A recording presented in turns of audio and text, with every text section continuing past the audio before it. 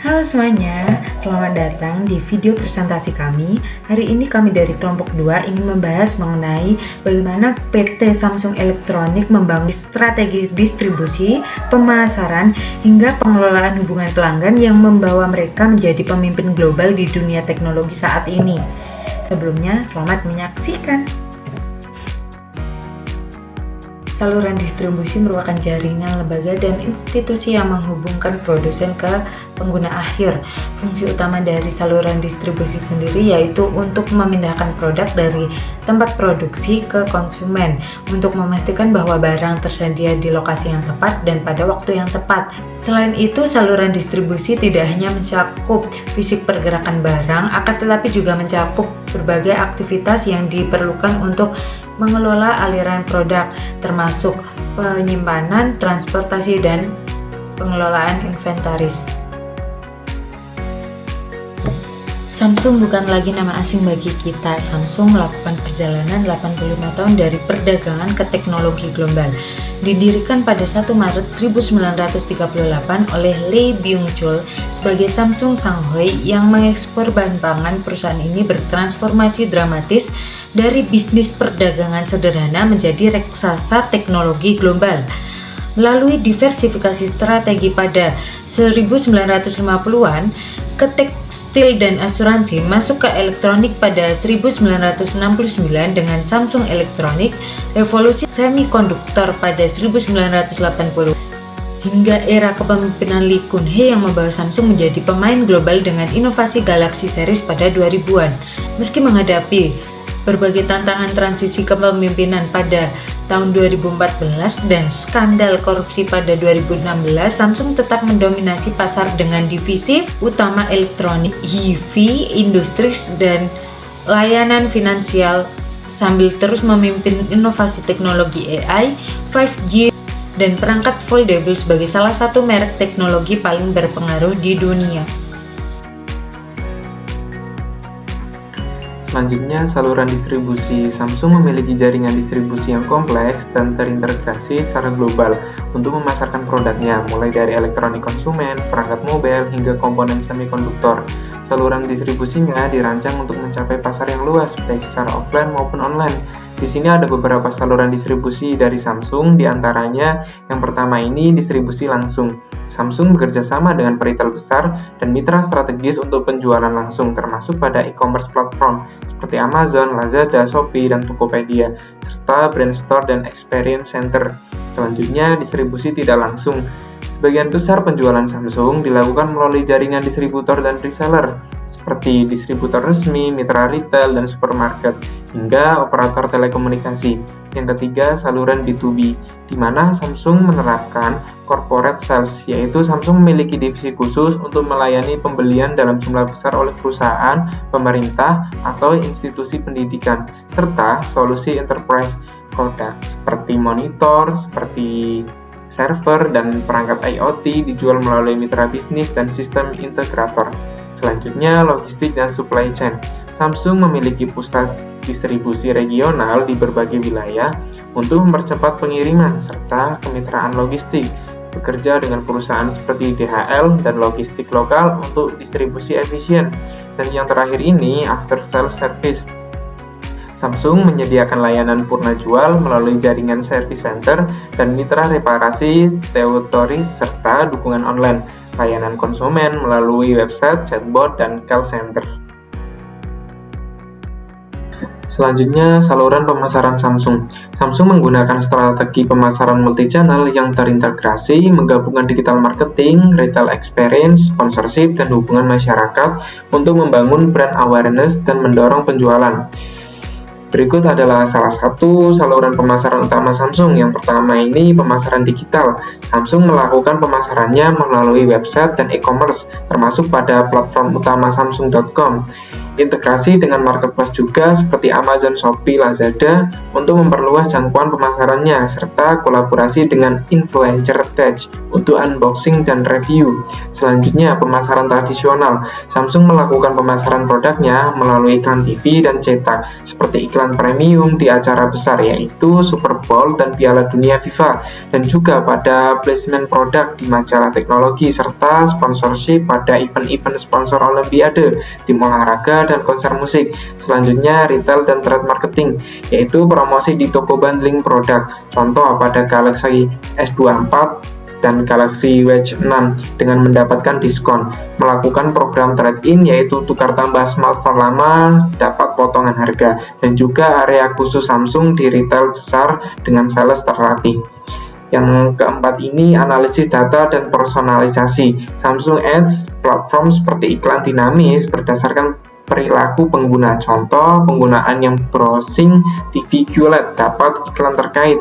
Data juga untuk strategi analisis tren pasar untuk optimasi kampanye. Terakhir, kolaborasi korporasi, kerjasama dengan perusahaan mitra Google seperti Android, Microsoft Cloud, operator seluler atau bundling paket data, serta penjualan produk ke bisnis atau kantor, contoh Samsung Knox untuk keamanan perusahaan.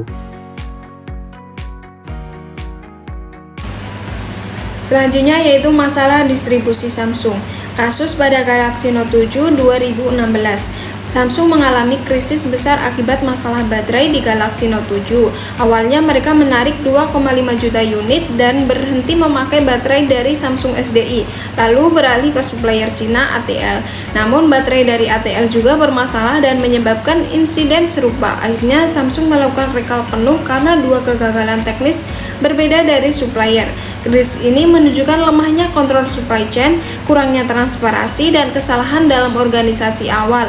Akibatnya, Samsung SDI kehilangan 20% nilai pasar dan kerugian operasional naik 2 kali lipat.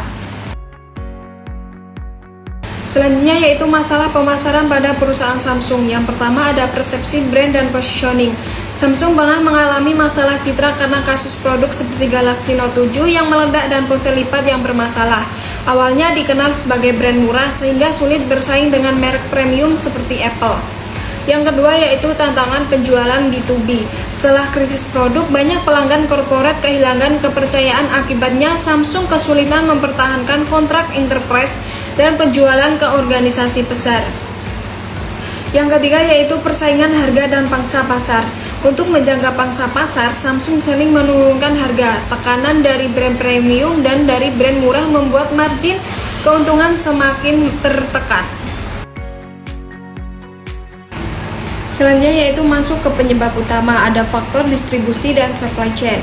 Poin pertama yaitu kurangnya quality control berlapis. Samsung tidak melakukan pengujian menyeluruh pada baterai dari kedua supplier. Yang kedua yaitu ketergantungan pada supplier tunggal, beralih dari sepenuhnya ke ATL tanpa disertifikasi resiko. Yang ketiga yaitu komunikasi supplier yang buruk, kurangnya transparansi dalam diagnosis masalah teknis. Yang keempat yaitu premature time to market, terburu-buru meluncurkan produk tanpa testing yang memadai. Terima kasih atas penjelasan sebelumnya mengenai tantangan di sektor distribusi dan supply chain. Selanjutnya, saya akan melanjutkan pembahasan dari sisi faktor pemasaran dan brand, yang juga menjadi penyebab utama dari permasalahan yang dihadapi oleh PT Samsung Electronics. Terdapat 4 faktor utama yang kami identifikasi. Pertama adalah manajemen krisis yang lemah, di mana perusahaan belum memiliki sistem penanganan krisis yang cepat dan efektif pada saat terjadi masalah besar. Yang kedua, brand positioning yang tidak jelas, membuat citra merek Samsung kurang menonjol di mata konsumen dan mudah tersaingi oleh kompetitor. Yang ketiga adalah kurangnya diferensiasi produk, sehingga produk Samsung terlihat mirip dengan kompetitor tanpa adanya keunikan yang kuat. Dan yang terakhir, komunikasi yang tidak efektif, baik dalam menyampaikan nilai merek kepada pasar maupun dalam membangun hubungan dengan pelanggan dan mitra bisnis. Berdasarkan analisis tersebut, kami menyusun sebuah solusi komprehensif yang dibagi dalam 3 tahapan berdasarkan jangka waktu pelaksanaannya, yaitu jangka pendek, jangka menengah, dan juga jangka panjang. Pada tahap jangka pendek dengan kurun waktu 1 hingga 6 bulan, fokus utamanya adalah melaksanakan program pemulihan krisis sebagai langkah awal penanganan situasi krisis. Kedua, menjalankan respon darurat rantai pasok untuk memastikan kelancaran distribusi dan ketersediaan produk. Selanjutnya, untuk jangka menengah dengan kurun waktu 6 hingga 18 bulan, strategi yang diusulkan meliputi: yang pertama, melakukan rebranding dan repositioning guna memperjelas kembali identitas dan posisi merek di pasar. Yang kedua, membangun kembali kepercayaan mitra bisnis seperti B2B sebagai langkah penguatan hubungan strategis. Dan yang terakhir, dalam jangka panjang dengan kurun waktu 1 hingga 3 tahun, solusi yang dirancang mencakup: yang pertama, transformasi supply chain untuk meningkatkan efisiensi dan ketahanan logistik. Yang kedua, penerapan strategi brand premium agar merek lebih bernilai di mata konsumen. Dan yang ketiga, melakukan diferensiasi pasar yang berkelanjutan sehingga produk-produk Samsung memiliki daya saing yang kuat dan konsisten di pasar global. Halo semuanya, kita akan memasuki materi selanjutnya, yaitu tentang CRM atau Customer Relationship Management. Nah, kita akan mengambil objek yaitu PT Samsung seperti yang telah dijelaskan teman-teman tadi. Nah, di sini Samsung ada apa sih? Yaitu punya pelayanan pelanggan yaitu 24/7. Artinya apa? Artinya Samsung memiliki layanan member apps seperti itu, yaitu untuk memberi dukungan teknis, kemudian produk dari Samsung, produk terbaru, update-nya seperti apa, dan juga komunitas pengguna. Dan Samsung juga punya live chat dan call center di mana itu merespon cepat melalui via website atau toko fisik. Setelah itu ada juga layanan program loyalitas di mana itu Samsungnya Samsung Rewards, itu poin dari pembelian yang dapat ditukar voucher atau diskon. Dan juga ada exclusive event, yaitu event-event eksklusif untuk pelanggan setia Samsung. Ada juga personalisasi berbasis data, yaitu basisnya adalah Big Data dan juga AI, di mana ini memberikan rekomendasi produk via website atau apps berdasarkan riwayat belanja. Selain itu, Samsung juga punya email marketing untuk memberikan promo spesifik dari Samsung untuk pengguna-pengguna tertentu. Kemudian ada juga manajemen komplain dan reputasi, di mana itu monitor ini khusus untuk menanggapi keluhan-keluhan dari Twitter ataupun Instagram untuk customernya. Ini ada post purchase survey, yaitu umpan balik yang diberikan oleh Samsung pasca pembelian untuk perbaikan layanan Samsung di kemudian hari.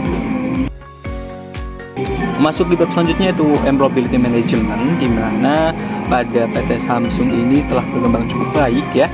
Kemudian apa sih strategi yang digunakan? Strateginya adalah program pelatihan dan pengembangan untuk karyawan.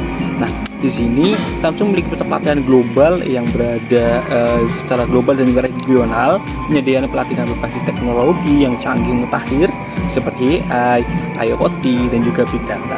Selain itu juga mendukung penguasaan teknis dan juga pengembangan soft skill bagi employee atau karyawannya agar karyawan dapat tumbuh seiring dengan perkembangan teknologi dan juga zaman. Kemudian mereka juga punya career and plan. Career path planning ini yaitu menyediakan jalur khusus untuk karir yang jelas. Jadi ada skill untuk bertingkatnya di perusahaan Samsung ini, termasuk rotasi dan juga promo jabatan.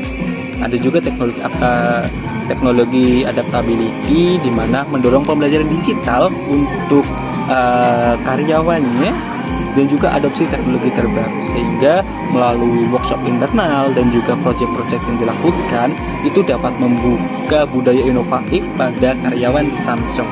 Kemudian ada juga global talent mobility, di mana ketika karyawan memiliki prestasi itu akan diberikan kesempatan atau penganugerahan. Ini akan memberikan juga penguatan soft skill bagi karyawan dan juga memberikan komunikasi lintas budaya serta membangun pemimpin di masa depan. Dan terakhir adalah pendekatan SDM di Samsung dengan beberapa step, yaitu dengan talent management dengan fokus perekrutan talenta terbaik, continuous learning atau pembelajaran lebih lanjut, dan juga engagement employability, yaitu membangun keterlibatan karyawan melalui survei rutin, sistem penghargaan, serta program kesejahteraan dan fleksibilitas kerja. Dampaknya apa sih bagi Samsung? Nah, kita akan memberikan salah satu contohnya, yaitu adalah rendahnya tingkat turnover karena karyawan merasa dihargai, memiliki ruang untuk berkembang. Kemudian karyawan juga memiliki keterbukaan terhadap pembelajaran sehingga akan meningkatkan inovasi pada karyawan, serta Samsung akan menjadi perusahaan yang budaya kerjanya dinamis dan juga adaptif. Serta yang terakhir adalah yang tak kalah penting adalah meningkatnya daya saing Samsung di tingkat global karena memiliki SDM yang berkualitas. Lalu kira-kira apa sih kesimpulannya dari materi yang telah kita sampaikan dan juga jelaskan? Nah, dari materi yang ada kita bisa mengambil strategi atau mengambil kesimpulan strategi yang digunakan oleh Samsung melalui saluran distribusi multi-channel, online ataupun offline, pemasaran omni-channel yaitu digital traditional retail, kemudian CRM, ya kemudian ada employability, itu akan memberikan Samsung keunggulan tersendiri serta mempertahankan kepemimpinan pada pasar teknologi global, inovasi berkelanjutan pada karyawan, respons cepat terhadap krisis, serta adaptasi teknologi AI atau IoT menjadi kunci keberhasilan Samsung dalam menghadapi persaingan dan juga tantangan bisnis di masa depan. Tentunya ini juga akan membuat karyawan lebih nyaman, karyawan lebih inovasi lagi, dan juga memberikan dampak yang positif bagi Samsung itu sendiri. Terima kasih.